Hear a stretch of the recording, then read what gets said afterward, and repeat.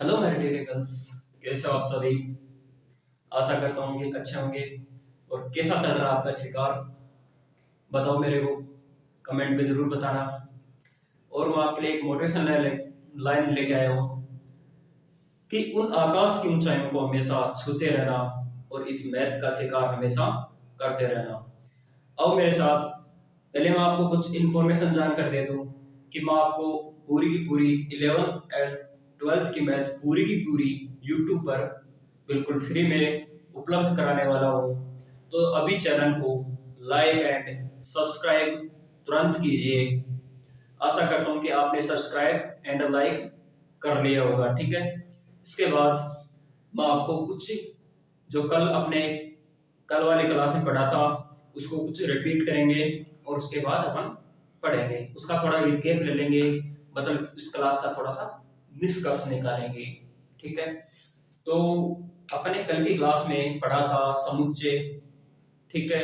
समुच्चय होता क्या है, वस्तु के सुपरिभाषित संग्रह को समुच्चय कहते हैं। यानी कि ऐसा ऐसा संग्रह जो पर्सन टू पर्सन चेंज नहीं होना चाहिए, ठीक है। इसके बाद अपने पढ़ा था समुच्चयों का निरूपण, ठीक है। तो समुच्चय का निरूपण दो प्रकार के था। पहला था रोस्टर रूप या सूचीबद्ध रूप या सारणीबद्ध रूप, ठीक है। इसका जो दूसरा भाग था यानी कि सेकंड भाग था वो था समुच्चय निर्माण रूप, ठीक है। ये अपने पढ़ा था कल। अब एक नोट डालेंगे, एक पॉइंट है महत्वपूर्ण, तो देखते हैं।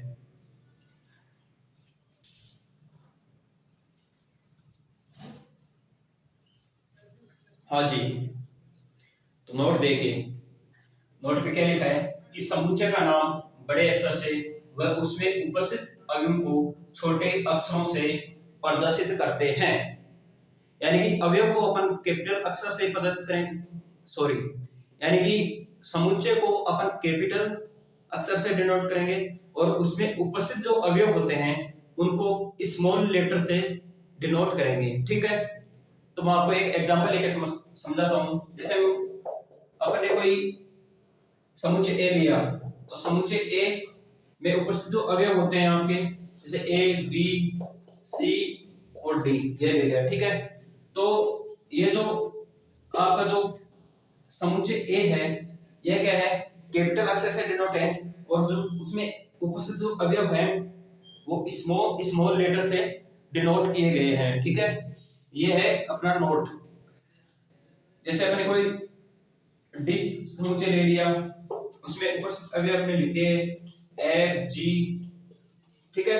तो यह भी एक एग्जांपल हो गया कि डी क्या है, कैपिटल लेटर है और उसमें उपस्थित अवयव स्मॉल लेटर से लिखे जाते हैं, ठीक है।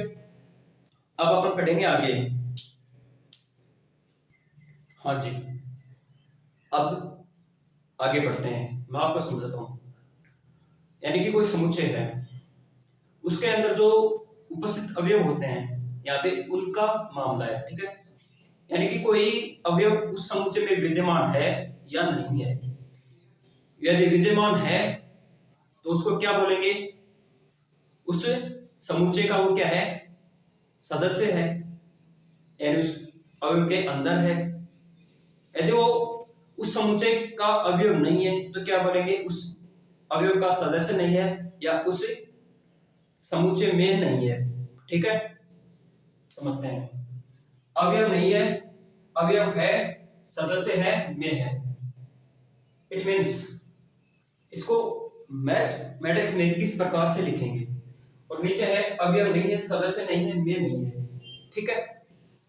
यदि कोई समुच्चय में यदि कोई अवयव विद्यमान है तो उसको मैथमेटिक्स में बिलोंग टू से प्रदर्शित करेंगे। इसको बोलते हैं बिलोंग टू,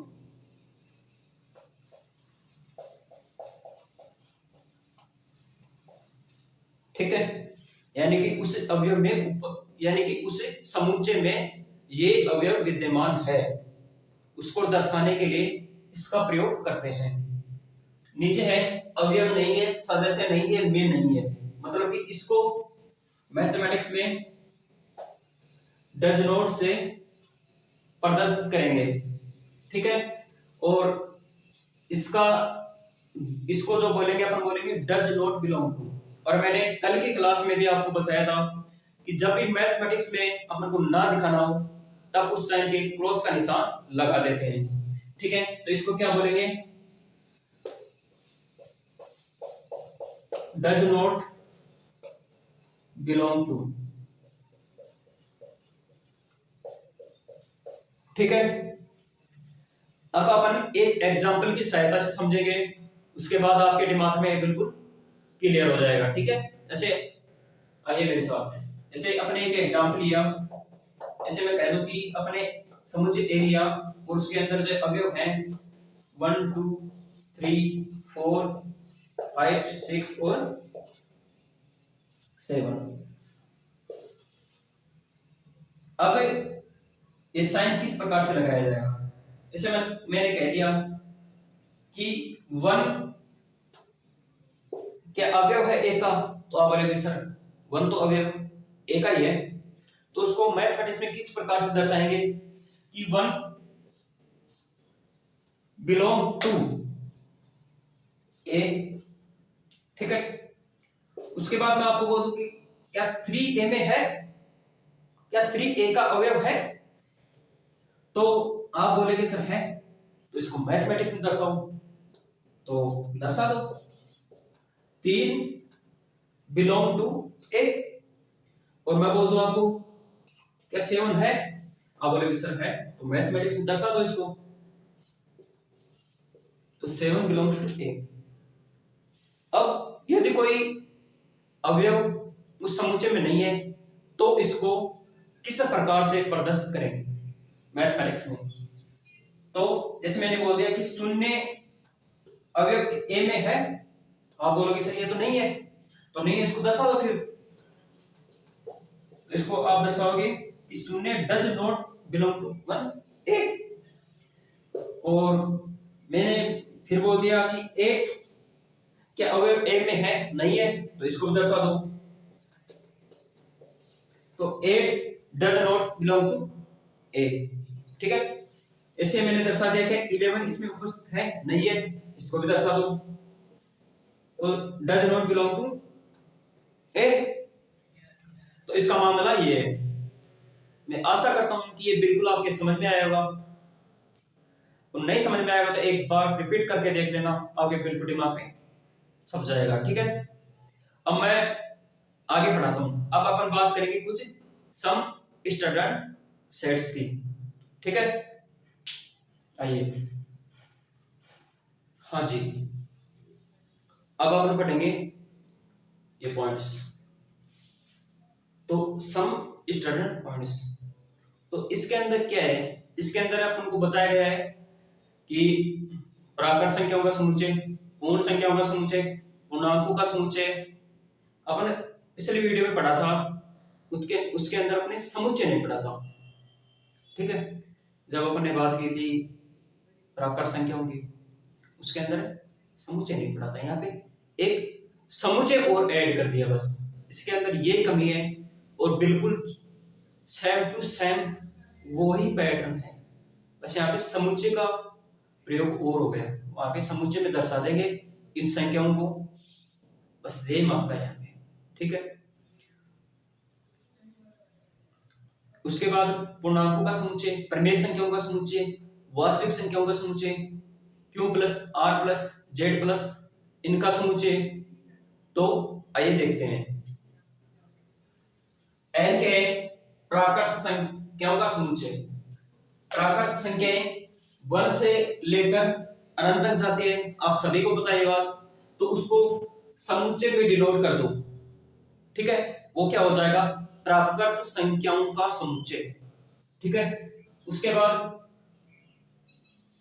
इसको L से प्रदर्शित करेंगे मैथमेटिक्स में, उसके बाद लेंगे W यानी कि पूर्ण संख्याओं का समुच्चय, और ये पूर्ण संख्या आपको पता है कि 0 से स्टार्ट होकर अनंत तक जाएगी, तो इसको समुच्चय में दर्शा देंगे, यानी कि समुच्चय के दोनों ओर साइन लगा देंगे, तो इसका इनका क्या बन गया, समुच्चय बन गया, ठीक है, उनको क्या बोल देंगे, पूर्ण संख्याओं का समुच्चय।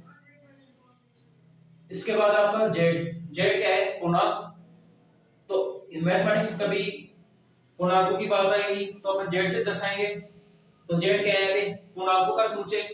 तो सभी पूर्णांकों को समुच्चय में दर्शाने के लिए मंझले कोष्ठक का प्रयोग कर देंगे। तो क्या बन जाएगा, एक कलेक्शन बन जाएगा, एक समुच्चय बन जाएगा। तो एक पूर्णांकों का कलेक्शन क्या हो जाएगा, क्या हो जाएगा, पूर्णांकों का समुच्चय। उसके बाद आता है आपके क्यू, परिमेय संख्याओं का समुच्चय। इनको p ओपन q के रूप में लिखेंगे, जहां पर q बराबर 0 नहीं है और p और q बिलोंग्स टू z। ठीक है, यानी p और q किसके अवयव होंगे, z के, यानी कि पूर्णांकों के समुच्चय के अवयव होंगे। ठीक है, ये मैंने आपको ये बात कल की क्लास में बताई थी कि p और q z में उपस्थित होंगे या z के अवयव होंगे। ठीक है, r क्या है, वास्तविक संख्याओं का समुच्चय। तो वास्तविक संख्याओं के अंदर आपकी प्राकृत संख्या भी आ जाएगी, पूर्ण संख्या भी आ जाएगी, पूर्णांक भी आ जाएगी और आपके परिमेय संख्या भी आ जाएगी। ठीक है, तो ये सारी, यदि इनका चारों का अपन एक जगह कलेक्शन करके एक समुच्चय बना दें तो वो क्या कहलाएगा, वास्तविक संख्याओं का समुच्चय। उसके बाद वही कल वाली बात, जेड प्लस को क्या बोलेंगे, धनात्मक पूर्णांक। तो यहाँ पे समुच्चय की बात चल रही है तो क्या हो जाएगा, धनात्मक पूर्णांकों का समुच्चय। और धनात्मक पूर्णांक भी क्या आ जाएगा, 1 से लेकर इनफिनिटी तक आ जाएगा। ठीक है, ध्यान रखना, बार बार बता रहा हूं कि शून्य न तो धनात्मक होता है और न ही ऋणात्मक होता है। ठीक है, उसके बाद आ जाएगा q प्लस, यानी कि धनात्मक परिमेय संख्याओं का समुच्चय। इसके अंदर धनात्मक परिमेय संख्याएं विद्यमान हो जाएंगी सारी की सारी। यदि इनका अपन समुच्चय लिखना चाहिए कि धनात्मक परिमेय संख्याओं का समुच्चय क्या होगा, तो इसका समुच्चय अपन लिख सकते हैं 1/2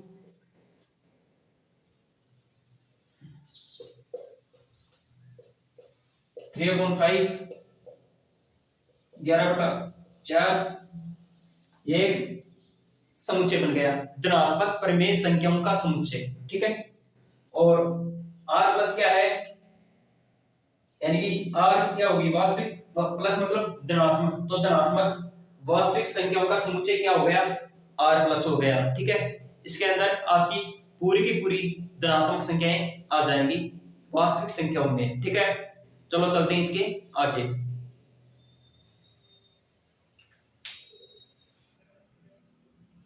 हाँ जी, अब आते हैं q minus r minus z minus. इनका मतलब क्या हो जाएगा, q माइनस मतलब कि ऋणात्मक परिमेय संख्याओं का समुच्चय, r माइनस क्या आ जाएगा, ऋणात्मक वास्तविक संख्याओं का समुच्चय, और z माइनस क्या आ जाएगा, ऋणात्मक पूर्णांकों का समुच्चय। q नोट क्या आ जाएगा, शून्य के अलावा परिमेय संख्याओं का समुच्चय। r नोट क्या आ जाएगा, शून्य के अलावा वास्तविक संख्याओं का समुच्चय। और z नोट क्या आ जाएगा, शून्य के अलावा पूर्णांकों का समुच्चय। ठीक है, एक बार देख लेते हैं। जैसे अपने बोला q माइनस, तो यहाँ पे क्या लिखा है, ऋणात्मक परिमेय संख्याओं का समुच्चय, जैसा कि मैंने बताया था। r माइनस ऋणात्मक वास्तविक संख्याओं का समुच्चय, z माइनस ऋणात्मक पूर्णांकों का समुच्चय। q note r note z note, ये बात रट लेना, ध्यान में रख लेना कि जहां पर भी किसी भी अक्षर के यदि उनके यहां पर यदि शून्य आ जाए नीचे, तो किसी भी अक्षर के नीचे शून्य आ जाए तो उसका क्या बोलेंगे, शून्य के अलावा, शून्य के अलावा, शून्य के अलावा। ठीक है, तो यहाँ पे क्या बोल दिया कि शून्य के अलावा परिमेय संख्याओं का समुच्चय।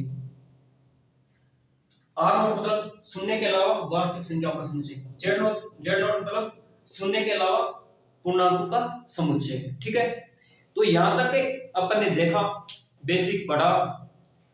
आशा करता हूं कि आपके बिल्कुल समझ में आ गया पूरा का पूरा बेसिक, क्योंकि इसका बेसिक कंप्लीट हो गया। और अपन अब पढ़ेंगे समुच्चय में 1.1 प्रश्नावली, उसको कंप्लीट करेंगे। उसके अंदर शायद 5 या 6 क्वेश्चन है, मैं आपको पूरा का पूरा कंप्लीट अभी करवाऊंगा। बिल्कुल आपकी कंसेप्ट, बिल्कुल आपको पूरे के पूरे कॉन्सेप्ट मैंने आपको बता दिए हैं, उनको एक बार जरूर देख लेना, फिर आपको कहीं दिक्कत नहीं आएगी। ठीक है, तो चलते हैं प्रश्नावली 1.1 में। मैं आपको 1.1 की प्रश्नावली के पूरे प्रश्न कराऊंगा, उसके बाद उदाहरण करवाऊंगा। सिंगल पर्सन भी नहीं छोड़ूंगा, यानी कि पूरे के पूरे सिंगल पर्सन भी नहीं छोड़ूंगा, क्योंकि यहाँ पर पढ़ने वाले विद्यार्थियों में कोई इंटेलिजेंट है, कोई कमजोर है, तो सभी के लिए काम करना जरूरी है। ठीक है, और जो पढ़ने में होशियार है, उनको आता है, उनका बढ़िया तरीके से रिवीजन हो जाएगा। जिसको वीक है थोड़ा, उसके लिए स्टडी हो जाएगी। ठीक है, तो चलते हैं 1.1 में। हाँ जी, तो ये 1.1 का पहला क्वेश्चन है, अब समझते हैं इसमें क्या कहा गया है। और आपसे एक रिक्वेस्ट है कि अपनी एनसीईआरटी की बुक को अपने पास रखें और 1.1 प्रश्नावली में को खोलें, उसमें पहला प्रश्न देखें। ठीक है, तो पहला क्वेश्चन है, निम्नलिखित में कौन से समुच्चय हैं, अपने उत्तर का औचित्य बताइए। ठीक है, तो पहला क्वेश्चन है आपका कि जे अक्षर से प्रारंभ होने वाले वर्ष के सभी महीनों का संग्रह। अब जे अक्षर से प्रारंभ होने वाले वर्ष के सभी महीनों का संग्रह हो जाए। ठीक है, तो जे अक्षर से प्रारंभ होने वाले महीने कौन कौन से होते हैं? एक तो जनवरी होता है, एक जून होता है, एक जुलाई होता है, ये होते हैं शायद तीन। फरवरी में नहीं होता।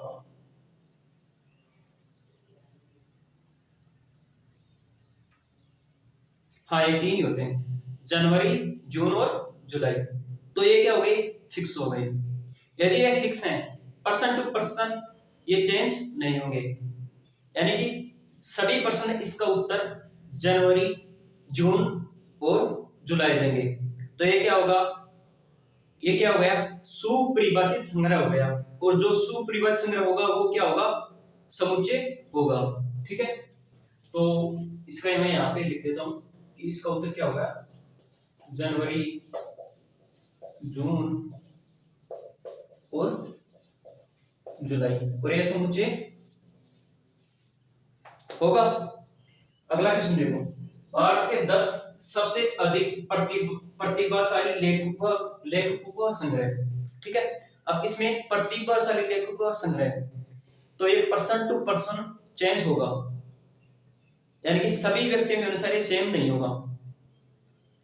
अपना गिरधारी अलग प्रतिभाशाली लेखक बताएगा, अपना सरदार सिंह अलग बताएगा, यानी कि सभी विद्यार्थियों के अनुसार इसका आंसर सेम नहीं होगा।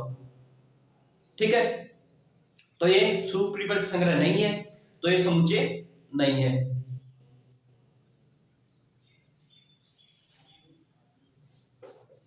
तो ये समुच्चय नहीं है। ठीक है, थर्ड में आते हैं, विश्व के सब सर्वश्रेष्ठ 11 बल्लेबाजों का संग्रह।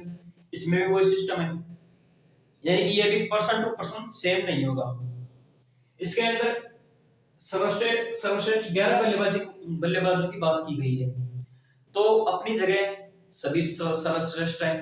ठीक है, आप किसको सर्वश्रेष्ठ बोलोगे और आप किसको ना बोलोगे?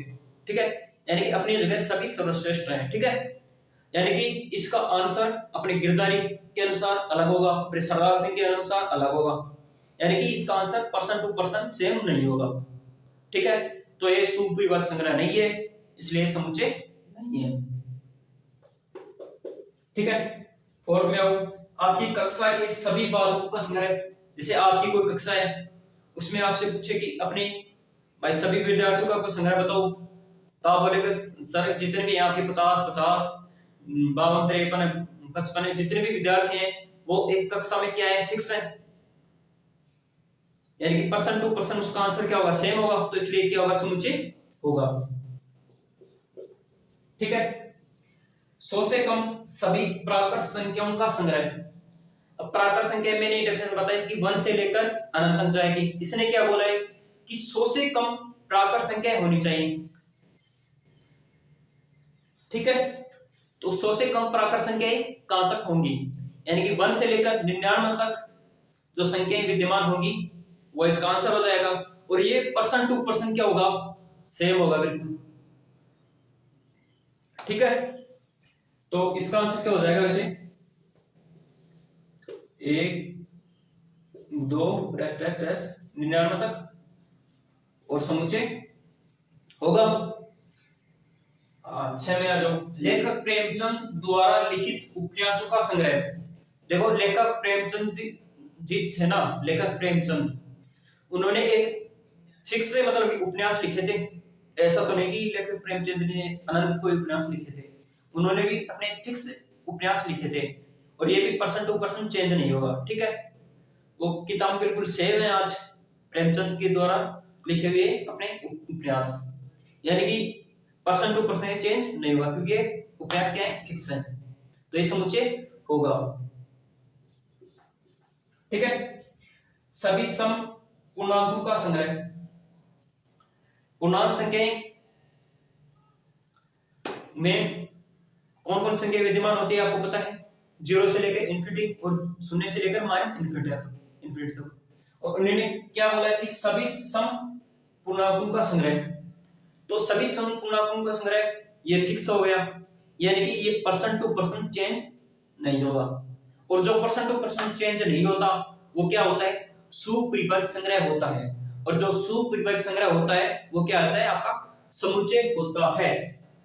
ठीक है, तो इसका आंसर क्या हो जाएगा वैसे, इसको मैं बता देता हूं आपको, +-2 +-4 +-6 डैश डैश डैश इन्फिनिटी, ये संपूर्ण अंकों का संग्रह हो गया। ठीक है, और ये सेट होगा।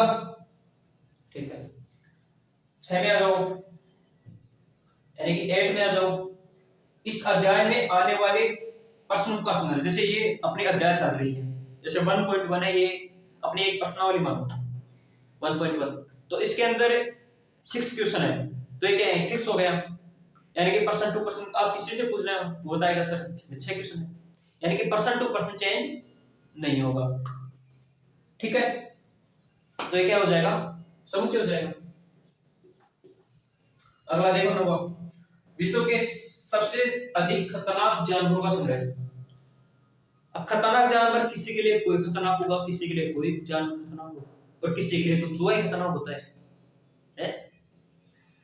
जैसे आप तो शेर हो, आपके लिए नहीं है बात। ठीक है, ये मामला इसमें, यानी कि पर्सन टू पर्सन ये चेंज होगा। आप किसी से पूछोगे तो बताएगा सर ये खतरनाक है, ये खतरनाक है, यानी पर्सन टू पर्सन इसका आंसर सेम नहीं होगा, यानी कि समुच्चय नहीं है, तो समुच्चय नहीं है। ठीक है, अब आते हैं अपन, आशा करता हूं कि क्वेश्चन नंबर 1 आपके बिल्कुल दिमाग में छप गया होगा। अब आता हूं क्वेश्चन नंबर 2 पर। हाँ जी, तो अपना क्वेश्चन नंबर 2 देखते हैं। क्वेश्चन नंबर 2 है कि मान लीजिए a बराबर ये अपन को ये समुच्चय दिया हुआ है, और इसके बाद बोला कि रेखा स्थान में उपयुक्त प्रतीक ऐसा या ऐसा नोट भरिए। ठीक है, सॉरी, प्रतीक बिलोंग टू अथवा डज नॉट बिलोंग टू भरिए। ठीक है, तो अपन को पता है इसको तो बोलते हैं बिलोंग टू, इसको बोलते हैं डज नॉट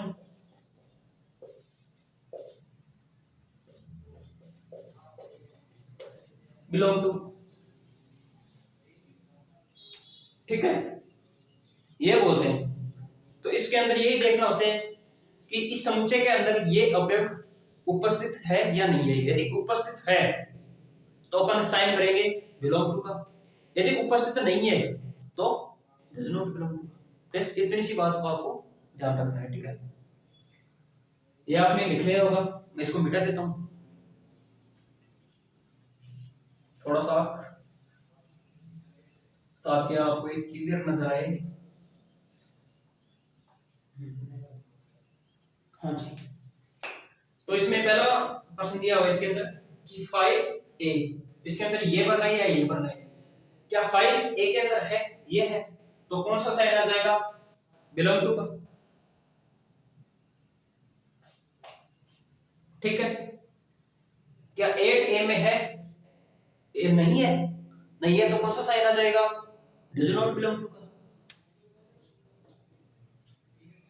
ठीक है, इसके अंदर दिया गया है तीसरे क्वेश्चन में शून्य, क्या शून्य इसके अंदर है, नहीं है, तो कौन सा साइन आ जाएगा, डज नॉट बिलोंग टू का।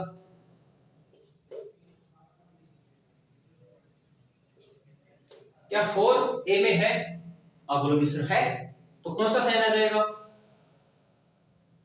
बताओ, बिलोंग टू का, यानी कि इसका ये अवयव है, सदस्य है, में है। ठीक है, तो ये जाएगा। अब बोलेगा 2 ए में है या नहीं है, तो 2 तो है तो भर दो अपना साइन बिलोंग टू। ठीक है, हाँ जी, 10 ए में है, हाँ नहीं है, नहीं है तो कौन सा साइन भरोगे आप, डज नॉट बिलोंग टू का, सीधी सी बात। शाबाश, क्या आपकी क्वेश्चन 2 बिल्कुल समझ में आया, आशा करता हूं कि आपकी क्वेश्चन 2 बिल्कुल समझ में आया होगा। यदि फिर भी समझ में नहीं आया, ऐसे तो कोई बात ही नहीं है कि समझ में ना आए, तो मैं आगे चलता हूं। अब आएंगे अपन क्वेश्चन नंबर 3 में। हाँ जी, क्वेश्चन नंबर 3, क्वेश्चन नंबर 3 में बोला है कि निम्नलिखित समुच्चयों को रोस्टर रूप में लिखिए, यानी कि अपन को यहाँ पे दिया हुआ है समुच्चय निर्माण रूप, उसको किसमें कन्वर्ट करना है, रोस्टर रूप में या सूचीबद्ध रूप में। ठीक है, आइए पहला क्वेश्चन है, इसके अंदर अक्ष सत्य अक्ष एक पूर्णांक है और अक्ष का मान -3 से तो ज्यादा है और 7 से क्या है, छोटा है। ठीक है, अपन इसको संख्या रेखा पर प्रदर्शित करके समझेंगे, आपके बिल्कुल क्लियर हो जाएगा। ठीक है, यहाँ की कोई संख्या रेखा है, यहाँ पे शून्य है, -1 -2 और यहाँ पे -3 -4, ये आगे चलेगी ना, यहाँ पे 1 2 और यहाँ पे 7 8, यहाँ पे 6 भी होगा, यहाँ बीच में कोई संख्या होगी, यहाँ पे 8 है और ये आगे चलेगी। ठीक है, अब इसने यानी कि अक्ष एक पूर्णांक है, ये अक्ष क्या क्या है, मैंने आपको बताया था गुणधर्म कि अक्ष सतत अक्ष और फिर क्या आता है उसका गुणधर्म आता है। तो यहाँ पे अक्ष का गुणधर्म क्या दिया है कि एक पूर्णांक है और ये अक्ष की एक लिमिटेशन दी हुई है यहाँ पे, यानी कि अक्ष -3 से बड़ा होगा और 7 से छोटा होगा। तो -3 से बड़ा होगा तब भी अपन बोलेंगे इससे बड़ा होगा तो इधर चलेंगे, और छोटा होगा तब संख्या रेखा पर इधर चलेंगे। ठीक है, तब भी बोले अपन को बड़ा है तो आप ऐसे मान लो कि राइट साइड चलेंगे। ठीक है, तभी आपको बोले कि इससे छोटा है तो किधर साइड चलेंगे, संख्या रेखा पर लेफ्ट साइड। अब इसकी लिमिटेशन किस प्रकार से आएगी, अक्ष का मान -3 से छोटा, अब यहां से चलेंगे तो 3 से छोटा, लेकिन यहाँ पे 3 के बराबर नहीं दिया है तो इसमें -3 शामिल नहीं होगा, और यहाँ पर इक्वल का साइन नहीं है तो इसका मतलब यहाँ पे 7 भी शामिल नहीं होगा। तो अपनी इस संख्या रेखा की मदद से समझेंगे, इसका जो समुच्चय बनेगा वो क्या बनेगा, -3 को छोड़ दो और इधर चलो, -2 -3 के बाद इधर चलो राइट साइड, -2 -1 फिर 0, चलो चलते जाओ आगे, 2 3 4 5 तक चलो। अब इसने बोला कि 7 से छोटा है तो लेफ्ट साइड चलो, छोटा है मतलब कि लेफ्ट साइड चलो, तो चला तो इसमें 7 तो शामिल नहीं है तो 7 के जस्ट बाद में क्या क्या आएगा, 6 आएगा, तो यहाँ पे 6 हो जाएगा। ठीक है, यानी कि इस कहने का मतलब ये है। ठीक है, इस प्रकार के क्वेश्चन में आपको एक संख्या रेखा बना लेनी है और तब भी कहे कि इसका मान इससे बड़ा है, तो जो बड़ा होगा संख्या रेखा राइट साइड चलोगे और कम होगे तो लेफ्ट साइड चलोगे। ठीक है, ये इसका मामला बिल्कुल इस प्रकार से दर्शाएंगे और इस प्रकार से उनके अवयव को डिनोट कर देना। ये आपके बिल्कुल क्लियर हो गया होगा। ठीक है,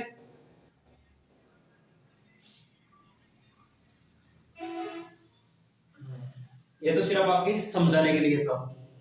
अब आपका सेकंड क्वेश्चन है अक्ष, और फिर ये क्या है, अक्ष का गुणधर्म। तो अक्ष का गुणधर्म क्या है, संख्या 6 से कम एक प्राकृत संख्या। तो प्राकृत संख्या 1 से लेकर अनंत तक जाएगी। ठीक है, अब इसने एक लिमिटेशन लगा दी यहाँ पे, क्या क्या बोला है कि 6 से कम ही होनी चाहिए प्राकृत संख्या। तो इनके लिए सेट क्या बनेगा, 1 से लेकर 5 तक हो जाएगा, क्योंकि 6 तो इसमें शामिल होगा नहीं ना, क्योंकि 6 से कम बोला है, तो यहाँ पे 5 तक आएगा। 1 2 3 4 5, यही इसका आंसर हो जाएगा।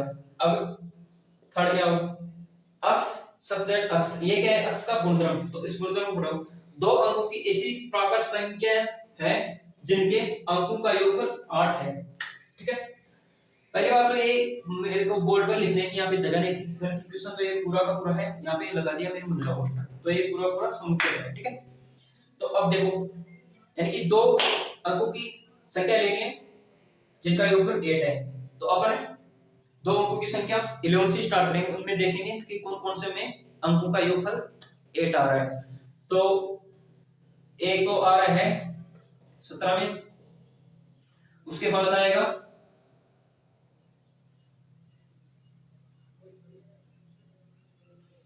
35 में, उसके बाद आएगा 44 में, उसके बाद आएगा 53 में, उसके बाद आएगा 62 में।